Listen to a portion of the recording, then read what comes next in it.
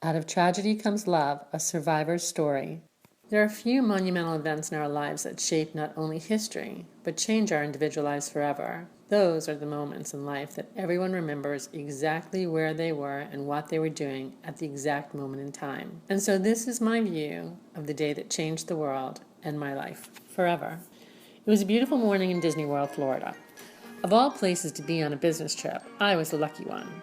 I was able to bring my children with me to this amazing playground for both kids and adults.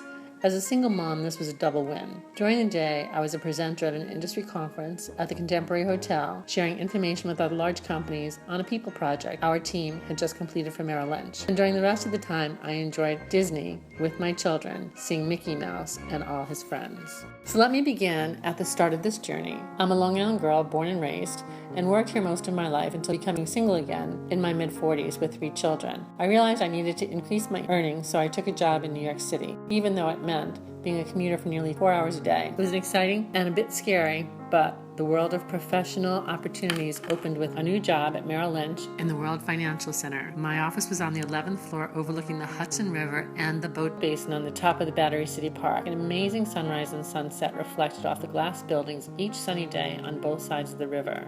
Our company occupied most of the South and North Tower of the World Financial Center. We had over 12,500 people in the 2 towers. The Winter Garden connected the towers together. The activity in the Winter Garden was always filled with energy and tourists milling about. There were art shows, flower shows, restaurants, shops. And many a bride was photographed in her beautiful wedding dress on the marble steps of the Winter Garden surrounded by tall palm trees. My team was located on the same floor as my office, just on the other side of the South Tower, with glass walls looking out on the majestic World Trade Centers and the West Side Highway. There didn't seem to be a bad view from any window. There was always so much noise and activity outside the window that it became background, and the focus of the activity was inside the walls, and it was always fast and furious. Our team was responsible for keeping the firm's books and records on the whereabouts of all its employees, which was a challenging job because there was over 60,000 employees in nearly 100 countries. We had great systems to help, but there's a lot of details, lots of information. However, it all seemed very administrative until the tragedy hit, and we needed this information in a totally different way. For search and rescue, for the accounting of our colleagues, and then for the emergency contact data to inform family members. In addition to my normal management role, I was asked to participate on the disaster recovery team from Merrill Lynch representing human resources. It was where we planned fire drills and exit strategies for the building in case of an emergency, and where people would assemble outside and how they'd register, to be accounted for later, and how we as HR professionals would communicate with our colleagues to make sure they knew what to do in case of an emergency. It also included being on a team that had responsibility for the buildings and deciding what and when an event required an evacuation, as well as a recovery plan. So that's the background to this story, but the real story begins in Disney World for me. It was our last day. I had one more session of the conference to attend, and we were in the hotel room packing our bags when my 16-year-old son said, "Hey Mom, have you seen this?" He was watching TV and some burning building that looked just like the World Trade Center was on full screen. I told him it was probably a sci-fi movie and to turn it off. But before I finished the sentence, my phone and beeper were going off.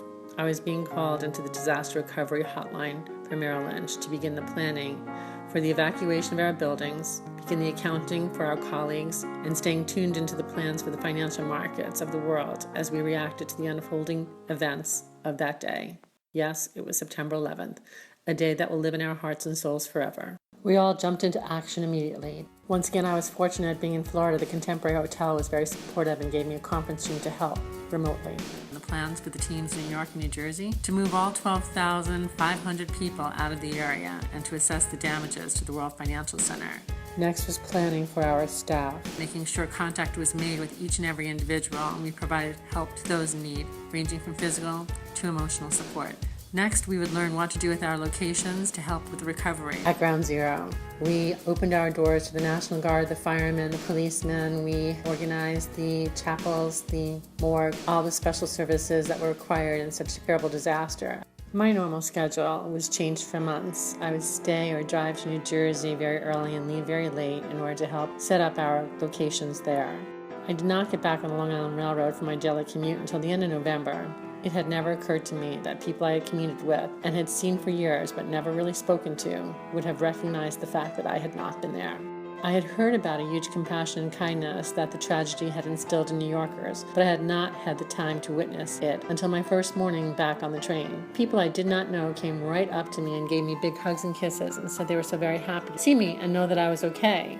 There was a grave assumption that I had perished in the event. It was an overwhelming sense to know that this kindness reached me too.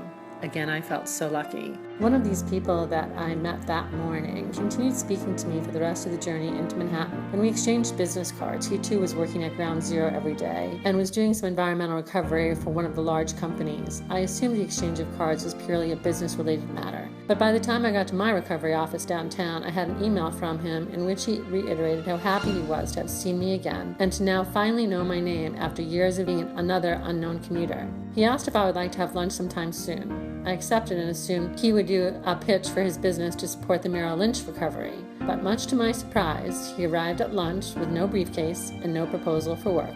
Somehow fate has a way of bringing people together when you least expect it.